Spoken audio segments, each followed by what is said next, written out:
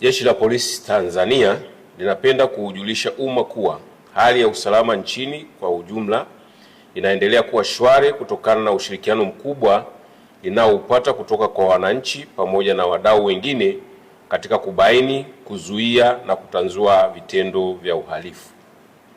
Pamoja na hali hiyo ya usalama kuwa nzuri, yapo matukio machache ya kiuhalifu yaliyojitokeza katika maeneo mbalimbali nchini na ambayo yameendelea kushughulikiwa kwa ufanisi mkubwa kwa mujibu wa sheria. Makamanda wa polisi wa mikoa na vikosi wametoa taarifa mara kwa mara kuhusu kukamatwa kwa wahalifu waliotenda uhalifu, kufikishwa kwao mahakamani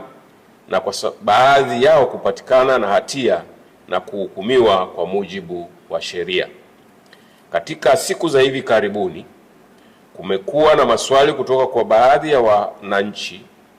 kuhusu namna Jeshi la Polisi linavyofuatilia na kushughulikia vitendo vya uhamasishaji wa uvunjifu wa amani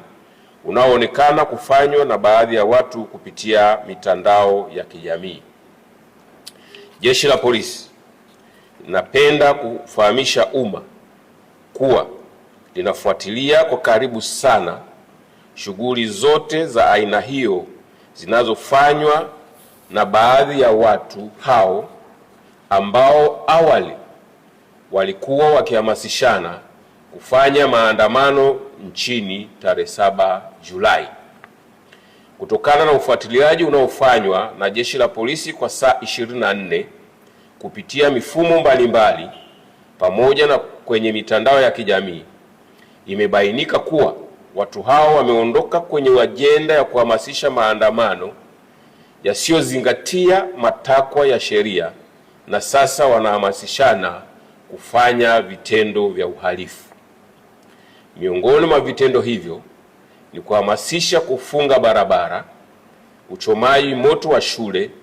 ili kusababisha taharuki kwa wazazi na walezi, kushambulia wananchi, kukata watu vichwa na kuua baadhi ya watu, kuharibu mali za umma na binafsi.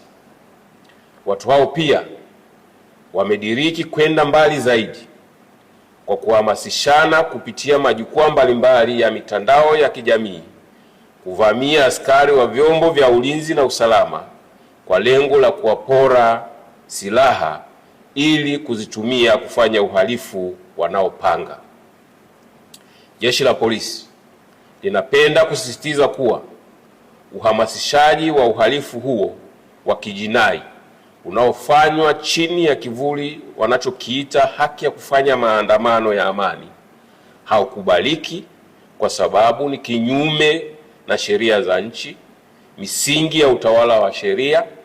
pamoja na mikataba ya kikanda na kimataifa na ni hatari kwa usalama wa nchi. Hivyo, Jeshi la Polisi lingependa kueleza kuwa hakuna haki ya kuhamasisha kufanya vitendo vya kihalifu kama hivyo vinavyokusudia kuhatarisha usalama wa maisha ya watu na mali zao na vinavyokiuka haki za watu wengine kwa kuwajengea hofu kila siku na kutaka kuwanyima uhuru wao wa kufanya shughuli zao za kila siku za kujitafutia kipato. Jeshi la Polisi linajulisha umma kuwa linaendelea kuchukua hatua stahiki dhidi ya watu wote wanaojihusisha na vitendo hivyo na linaendelea kuwafuatilia kwa karibu sana kwa mujibu wa sheria za nchi. Aidha, tunatoa wito kwa wananchi wote kwa umoja wetu kuendelea kushirikiana katika kukataa na kupinga vitendo vyote vya kihalifu vinavyolenga kuhatarisha maisha ya wananchi, mali zao na mali za umma na amani ya nchi. Vile vile, mtu yeyote anayepokea ujumbe unaohamasisha uhalifu wa aina hiyo anashauriwa kutousambaza, bali kuufuta na kutoa taarifa kwa vyombo husika ili kuchukua hatua. Mwisho, Jeshi la Polisi linawahakikishia wananchi wote kuwa hali ya usalama nchini itaendelea kuwa shwari, yenye amani, utulivu na usalama,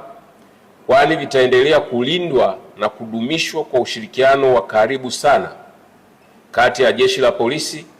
pamoja na vyombo vingine vya ulinzi na usalama.